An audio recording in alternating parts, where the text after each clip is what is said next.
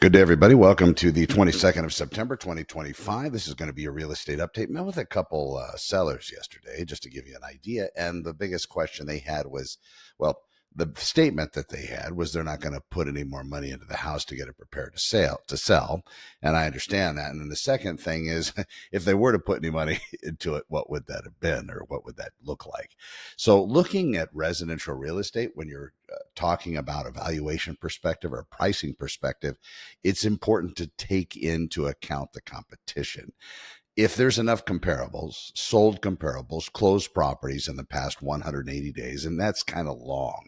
So the closer we can get that down to zero, like properties that sold this month that match the potential sale property, that's super helpful because the appraisal standard is typically 180 days. Depends on the market, the area, and the kind of comps they're bringing in. But that's kind of a good rule of thumb.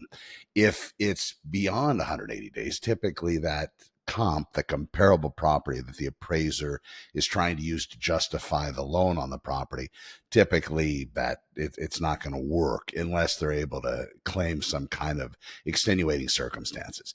But ultimately, when they go and they evaluate property, that's what they're looking for, and we need that in the most compressed time frame as possible. That actually helps.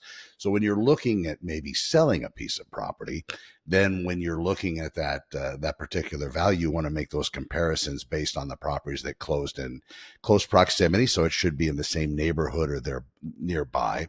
In addition, the time frame, like I talked about, they should be closed relatively recently. And then when you're looking at those properties in comparison to yours, you want to kind of see how they're put together. If they're the same year built or around there and they've had some remodeling and you haven't touched anything, and maybe they started out with some kind of galvanized pipe, but now most of them have been gone through a full copper repipe. Maybe some of them don't have the original roofs. Maybe the roofs were replaced as well.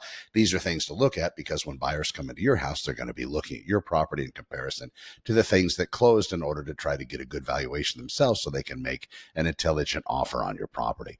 Right now in Santa Clarita Valley, we have 735 total active listings on the market for sale. That is definitely a 6-month low since we tracked back to February of this year. So pay attention, watch the SantaClaritaOpenHouses.com site.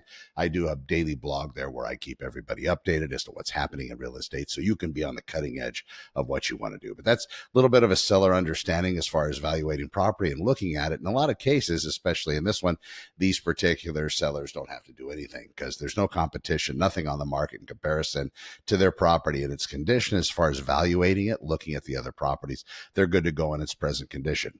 I'm Connor with Honor. I'll be 10-8 until the next one.